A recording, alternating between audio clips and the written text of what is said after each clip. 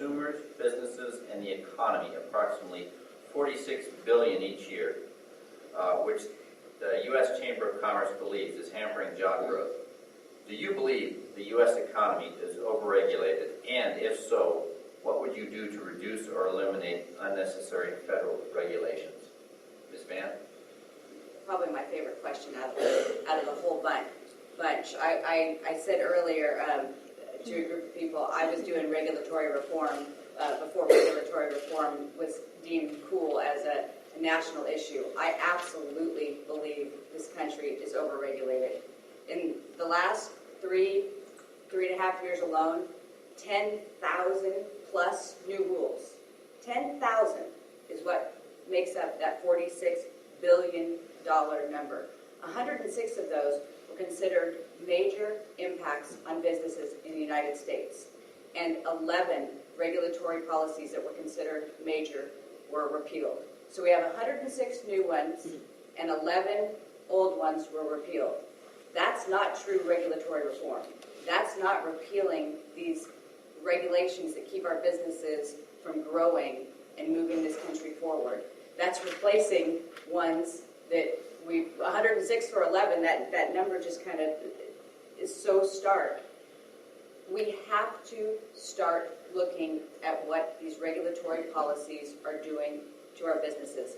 Let's just take one out of the EPA for example. Removing the word navigable out of the Clean Water Act. And I grant you this is getting down in the weeds a little bit, but any business that's in this district that is resource-based is going to be dramatically affected by this word removed out of the Clean Water Act. This is going to allow regional interpretation of this environmental law and interpretation by mid-level bureaucrats on your businesses that need these federal permits to go forward. There's not going to be a level playing field. The regulations will be interpreted different for California than they will for states back east. And this, again, puts an additional burden on your businesses and my business to grow. We cannot operate in this environment any longer. You know, we have to start with removing major barriers.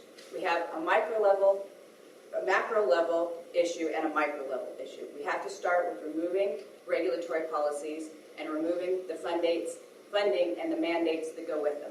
Then we have to look at it from a micro perspective and start looking at the mid-level bureaucrats that are overreaching in their regulatory policy and trying to extract more from our businesses. We have to address it on both levels, and it's going to take a long time. It took us a long time to get to this point, and it's going to take us a long time to repeal some of these and get back to them. But if we aren't able to do it, businesses aren't going to continue to be able to grow. You look at some of the new restrictions coming out of the Labor Department, and again, out of EPA, and you have to find a happy medium and a balance. We have the greatest country in the world, and we can't go backwards by restricting ourselves from being able to grow.